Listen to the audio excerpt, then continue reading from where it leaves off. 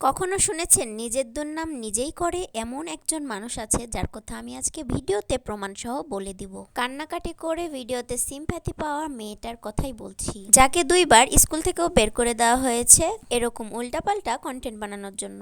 আমাদের বাঙালি ভাই বোনেরা মোস্ট অফ দা মানুষ এভাবেই খায়, আর আমরা জানি এভাবে খেতেও কিন্তু ভালো লাগে। কিন্তু আজকে আমি ট্রাই করবো কলকাতার সুমি কন্টেন্ট ক্রিয়েটরের ভিডিও দেখে একটা নুডলস রান্না। সুমি কিন্তু এভাবেই খেয়ে থাকে, দেখি ওর মাও মাঝে মাঝে ওকে বানিয়ে দেয়। ওর মাও ইউটিউব চ্যানেল খুলেছে, কিন্তু দেখলাম যে ওখানে রেসিপি বেশি দেওয়া হয়, দৈনন্দিন জীবনের কাজকর্ম। ওই মেয়েটাকে আমি যতই কমেন্ট করি না কেন, ও কখনোই রিপ্লাই করে না। অনেক সেলিব্রিটি আছে বড় বড় যার আমি রিপ্লাই পেয়েছি, কিন্তু সুমি কখনোই আমাকে রিপ্লাই দেয়নি। আসলে ওকে যখন মানুষ রোস্ট করে তখন বুঝি না যে কেন রোস্ট করে, কিন্তু এখন ঠিকই বুঝি ওই মেয়েটার অহংকার বেশি, আর গরিব ঘরে টাকা হয়ে গেলে অহংকার বেড়ে যাবে, এটাই স্বাভাবিক। আমি কাউকে ছোট করে বলবো না, কিন্তু মেয়েটার কাজকর্মই এরকম। উল্টাপাল্টা ভিডিও বানায়, দৈনন্দিন জীবনে কি কি করে সেগুলো নিয়ে উল্টাপাল্টা ভিডিও বানায়, মানে নিজের দুর্নাম নিজেই ছড়িয়ে বেড়ায়, এরকম একটা অবস্থা। ভাই, আমরাও ভিডিও বানাই, কিন্তু নিজের দুর্নাম নিজেই কখনোই করি না, আর যারা করে তাদের মুখ দাঁত ভেঙে দিয়ে আসি।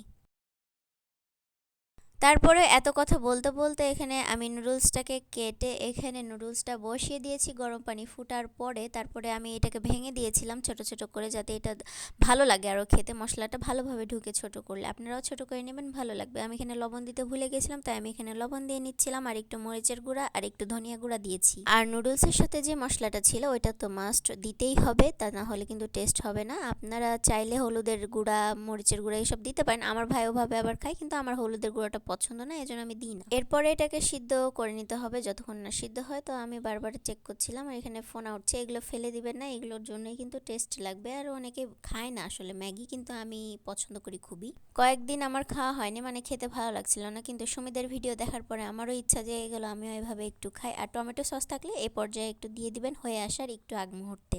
আর বেশি বাঙালিয়ানা হতে যায় না, এখানে ডিম দেওয়ার কোনোই দরকার নেই। এখানে এখন যদি আপনি আর ডিম দিতে যান তাহলে একদম ডিম ডিম গন্ধে একদম নুডলসের মধ্যে ঢুকে যাবে, আর আপনি খেতে পারবেন না, লাস্টে এটা ডাস্টবিনে ফেলে দিতে হবে। তাই বাঙালিয়া না হয়ে কলকাতার মতো এই রেসিপিটা আমার কাছে শিখে নেন। এভাবেই কিন্তু 2 মিনিটে রেডি হয়ে যাবে। কাটাকুটির ঝামেলা থাকবে না, হাত কাটার ঝামেলা থাকবে না, চোখ জ্বলার ঝামেলা থাকবে না, কোনো কিছুরই ঝামেলা থাকবে না। ঠিক সুমি আর সুমির মায়ের মতো।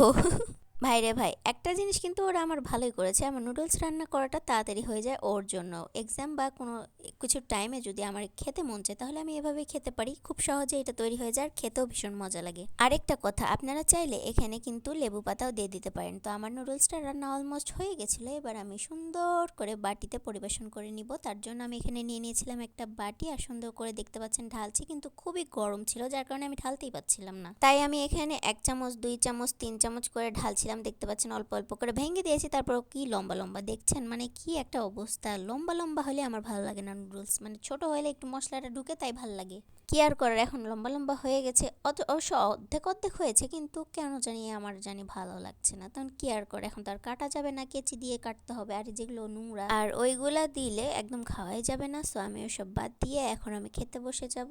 আর বাইরে কিন্তু খুবই আস্তে আস্তে মেঘ উঠে গেছে, এতক্ষণ এত গরমে আমি নুডলস বানাচ্ছিলাম, আর যখনই খেতে আসলাম তখনই বৃষ্টি। আমার নুডলস বানানোর স্টাইলটা কেমন লেগেছে অবশ্যই কমেন্ট করে জানাবেন। আজকের মতো এই পর্যন্ত, আল্লাহ হাফেজ সবাইকে।